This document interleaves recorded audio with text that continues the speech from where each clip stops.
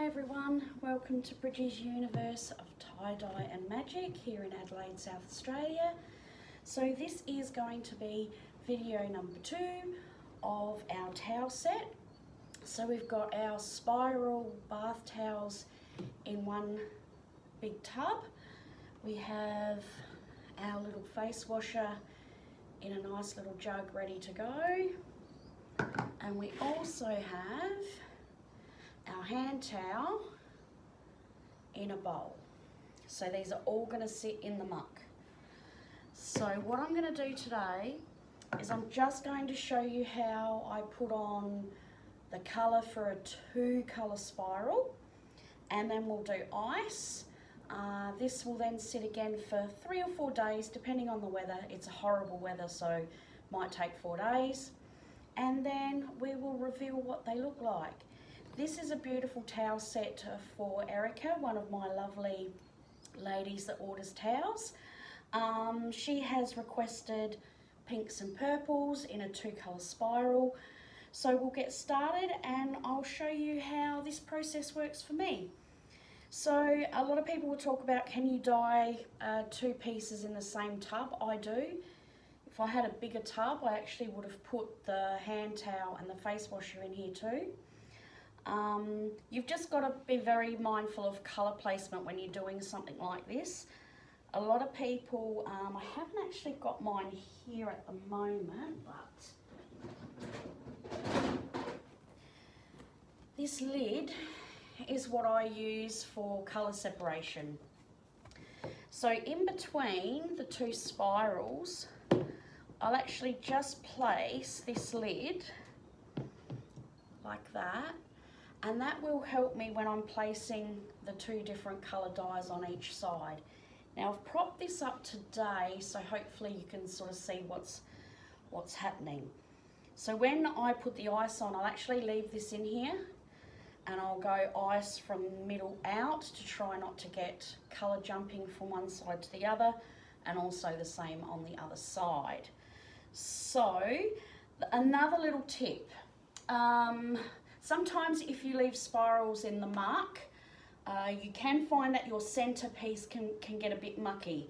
So I'll take this one out and I'll show you what I do. I've got to find where I've placed it. Oh, I did have them here somewhere. They could be anywhere now.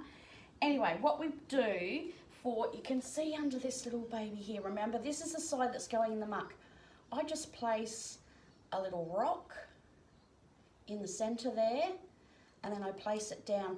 This stops the ice from sinking your spiral right down and it's sitting in the muck too much. We'll actually be able to see it in one of these. So remembering that's the bottom, and you can see I've just put a river rock in the center with the bands holding it, and then placed it back in so that my spiral in the center, when all the weight of the ice goes in, it won't actually press that center spiral sitting in the muck too much. It still will a little bit, but not enough to make it murky if you do actually leave it too long. So the colors we are using today are going to be powder pink from Dharma, and my other one is going to be deep purple from Jacquard. So it's a 2-colour spiral, so we have to remember to keep the colours the same. If you don't keep the colours the same way for both, you'll end up with reverse spirals. Again, some people do actually like that. I tend to like the colours to stay the same. The other thing I like to do is when I'm doing colour for spirals, only 2 colours, I like to put my lighter colour on first and then go to my darker colour. It's just preference. You can do it any way you want. It's just the way I prefer to put the colour on. So I'm going to start with powder pink. So you're going to need your spoon, container to put your used spoon in once you've done, with a little bit of water in it. Look, again, I'm in my open shed. I would normally have face mask and my exhaust fan going, but if I do, you're not going to hear me. So please, when you're doing this, again, safety first, mask and in as much open air as you possibly can. Right, so we're going to go pink on this side, then pink to that side, purple there, and purple on this side. Now, some people will draw lines on their spirals. What I've actually done is my rubber band actually runs straight down the centre of the piece on both pieces. This one's a green rubber band, just can't see it as well. But this one's a black one, so you can really see it. So you can, if your rubber bands don't fall into line, you can play around with them to get them in the centre. You can put one in the centre, or just get a ruler and draw a centre line straight down the spiral. So, pink first. So, when I'm doing towels, cotton takes powder dye really well. So I tend not to saturate it too much. I also like to run a very fine line down the centre of the piece first to get that nice defined line of colour, and then it's just a matter, hopefully that's not fallen so you can't see. Now just going to sprinkle a small amount. I don't want to see too much white of the towel, but I want to see a little bit. You don't want to go too heavy on your dye when you do towels. Well, as I said, a cotton towel takes dye really, really, really well. So you just want a nice, even coverage. So we get just a little bit more there. Okay, so that's that side. Now remember, we've done this section here. So we now need to jump over and do this section here. So again, I just get a small amount on the spoon, and I just like to run that centre line first. Anyway, sometimes it's easy to start, only because you're on an angle today, not used to putting powder on an angle. I usually have this nice and flat, and it's a bit easier. Okay, so then again, just a nice even coverage. You're probably not going to be able to see the powder pink very well, but you will be able to see the difference once I put that dark purple on there. Now these towel sets can be found on my Facebook page. You will get a bath towel, a hand towel and a face washer for $80 a set, plus your postage and handling. You can go on my page and have a look at all of the other towel sets, colours and designs. You can pick your colours and you can pick your designs. All you've got to do is flick me a message and we can talk colours and designs. And that is one of my favourite things. Right, so now dark purple in this section and that section. Same thing again. I will run that line just so I know I am going to get a nice line separation. Now, another tip when laying, sometimes your colours can be a little, I call it cloggy. If that happens, I just get the back of the spoon and I actually just press the dye and slowly just smooth it out slightly. Just give it a bit of a, don't do it too hard, because what can happen is if you push down and move too much hard, it will actually flick the powder to the next section. You're actually just wanting to crush the little lumps and move them along a bit. A tip is, and I haven't done it in this one and that's why we're a bit clumpy today, is you should get yourself a pair of tights, put a bit of rice in the tights just to soak up the moisture that's in the dye. Our dyes do go a lot like that here in winter because the winters are so cold and damp and wet. So again, if you see any, just give them a press, smooth them out a bit. Right, one last bit here. Now you can see that I have left some white in that. It's probably more visible with the purple than it is with the pink. That's because, like I said, this dye is going to spread really well on the high quality of cotton that these towels are. So less sometimes is more, as they say. Right, so let's go up this side with our line. We're just going to slowly, very carefully, just press that dye out. It does help your ice to melt the dye more even.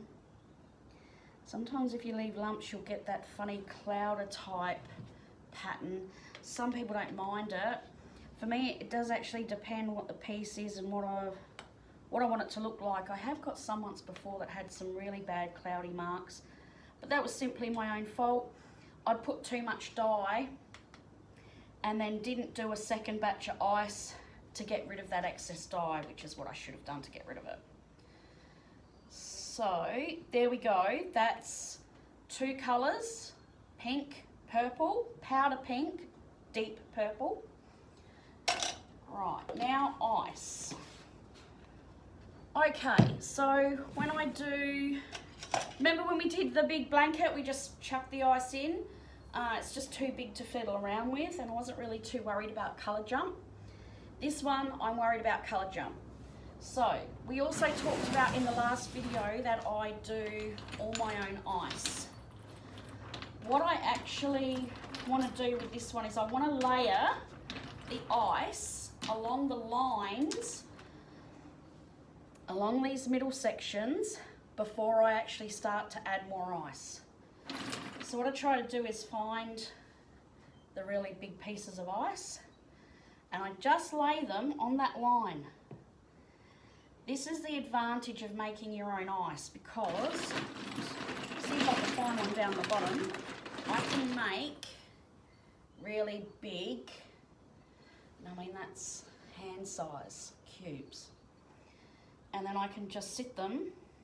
Now remembering that these towels have had the same process, 30 minutes in the soda ash solution that you saw me do in the previous video, then spun out in the machine till they're reasonably just damp, little dry. I tied these 2 days ago, so they've actually dried out completely now. They may just be a little bit damp in the middle. So these are going to take extra ice to get this dye all the way through. So I just keep looking for the bigger pieces of ice in my bucket, and I just keep layering that line. Sorry for the ice noise.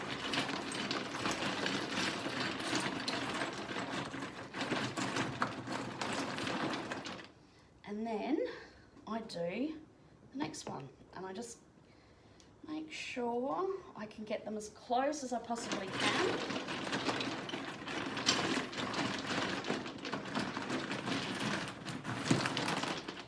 And then we can move to just placing ice without trying to move these lines. It is a lot easier to do it this way, because for these ones, if you do just chuck the ice on, you probably are going to get some colour transfer. It depends how delicate you can be. I just prefer to do this by hand. It just makes a better end result. We put one there. Right, now you can see I have got a few gaps. I'm not really too worried about those gaps.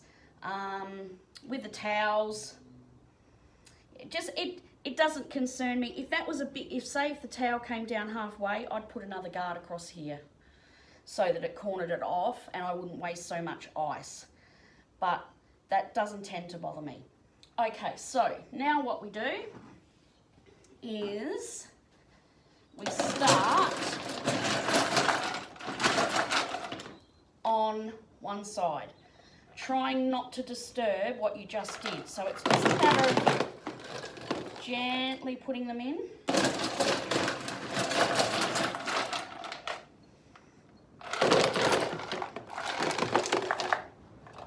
same here. We're going to start down the bottom, holding our guard.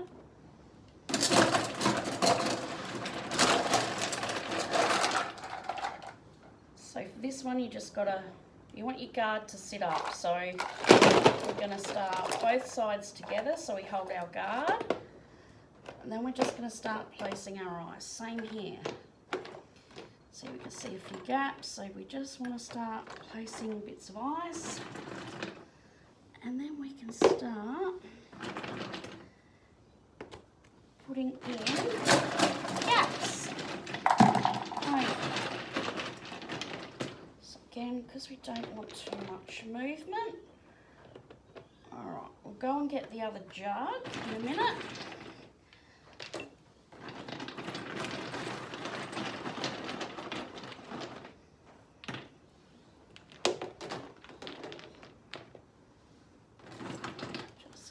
Going.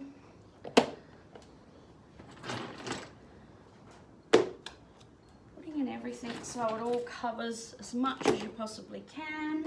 Trying not to touch the dye, which I've accidentally just done. That one in there to stop that colour movement. Got that one in there. Right. Now let's fill a few gaps I can see there. And I'll go over this again. It's a bit hard with it on an angle for me to actually see what's going on, but I will fix all that up when I put it down flat and it goes over on the bench to batch. So now the hand towel, the flannel, face washer for those that don't know what a flannel is, that will actually have exactly the same process as this has. It will not be any different. It will be exactly the same. The only difference for them is that they're in their own containers. Right, go get the other batch of ice.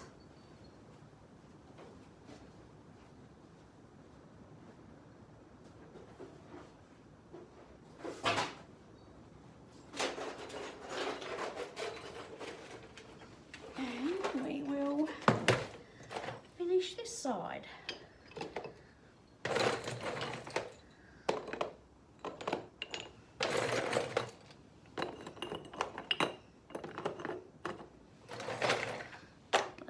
Pieces just to make sure. Now I will check this tomorrow morning. Just because the towels are dry, we could end up needing to maybe do another batch of ice. Yeah, it will depend. We'll just see how it goes. Because the towels were dry, I would say I may need to do a second batch of ice. Now, if that does happen and you do need to do a second batch of ice, the way I tell is I want this to sit in a bit of muck. If you don't see muck in the bottom, it means that the ice and the dye hasn't gone all the way through your product. So you want to see muck in the bottom. So you can see that's got a pretty good coverage. It's a bit hard for me to tell up here whether we've missed some gaps. But what you're looking for is just to see, I don't want to see any gaps at all. I don't want to see where there's ice is not actually going to melt onto dye. So that does look pretty good now. I think that'll be enough ice. So there we go. That's how I do the towel sets. The next video will be, I don't know if I'll get to do the washout. All my washouts I do live on my Facebook page at Bridgie's Universe of Tie-Dye and Magic. So you can flip over there and there's normally live washouts. There'll be live washout this weekend and then probably one maybe during the week for the towels. So if you want to see the end results, flick over to my Facebook page and watch the washout. Thanks guys, I will see you again soon, and if there's something that you want to see me tie or something you would like to know, flick a question down in the comments, give us a like and a share, all that stuff. Go over to Facebook and I'll answer any questions as soon as I can. Thanks guys, bye.